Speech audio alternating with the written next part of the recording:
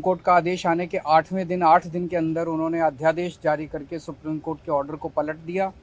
चुनी हुई सरकार की सारी शक्तियां छीन ली, सरकार को बिल्कुल पंगु बना दिया और सारी ताकत एलजी को दे दी कि अब एलजी दिल्ली चलाएंगे। 5-0 से जजमेंट आया था, पांचों जजों ने, संविधान पीठ ने जजमेंट दिया था, उस जजमेंट को पलट दिया 8 दिन के अंदर। ये संविधान के खिलाफ है। उसके बारे में नीतीश जी आज आए थे और उनसे काफ़ी डिटेल में चर्चा हुई। उन्होंने पूरी तरह से समर्थन जाहिर किया कि ये वो हमारे साथ हैं, दिल्ली के लोगों के साथ हैं और दिल्ली के साथ जो अन्याय किया है केंद्र सरकार ने, उन्होंने कहा कि इसका मिलके लड़ेंगे।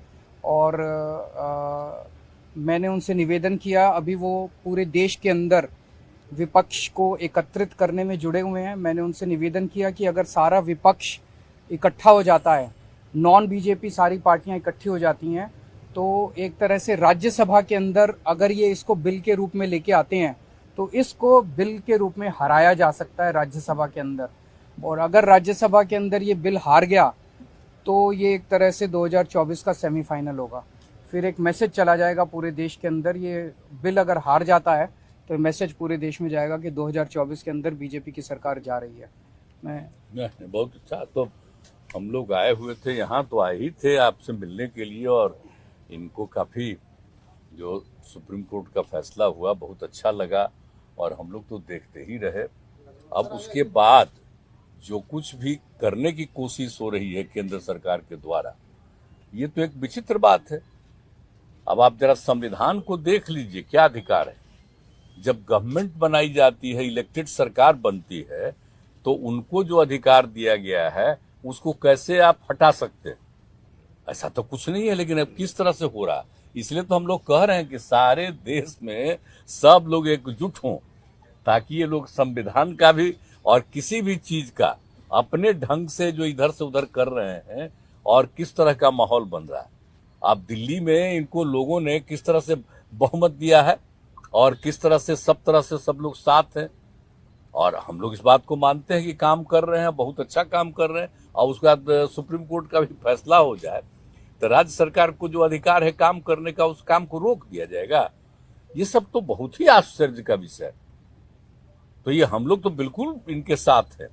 और जो कुछ भी है, हम लोग जो आगे भी जो मीटिंग करेंगे, जो हम लोग कोशिश कर रहे हैं कि ज्यादा से ज्यादा विपक्षी पार्टियां एकजुट हो जाए और मिल करके हम लोग पूरे देश में अभियान चलाएं, हर राज्य में अभियान चलाएं कि सब कुछ कानून का पालन होना चाहिए, आपस में सब लोगों के बीच में प्रेम और भाईचारे का भाव होना चाहिए।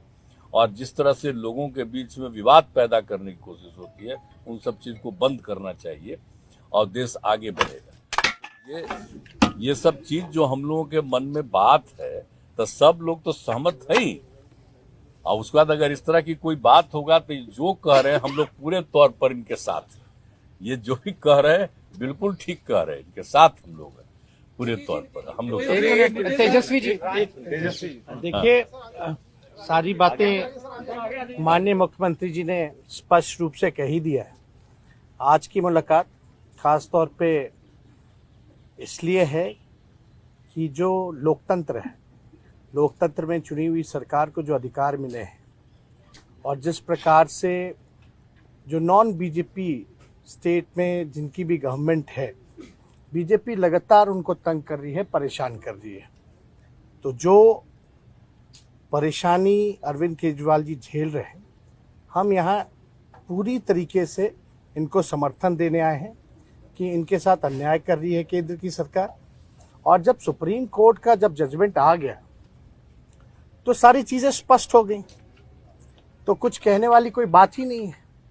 लेकिन जिस प्रकार से इनको तंग किया जा रहा है, या और दूसरे राज्यों में जिस प्रकार से केंद्र भेदभाव कर रही है उन राज्यों के साथ, तो ये कहीं से भी न्यायपूर्ण नहीं है।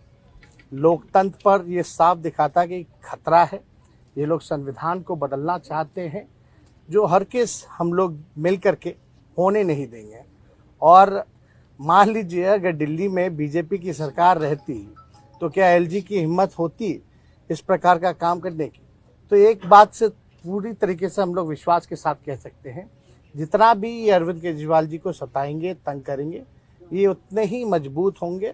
और मैं पूर्ण विश्वास के साथ कह सकता हूँ कि बीजेपी कभी भी दिल्ली में वापसी नहीं करेगी।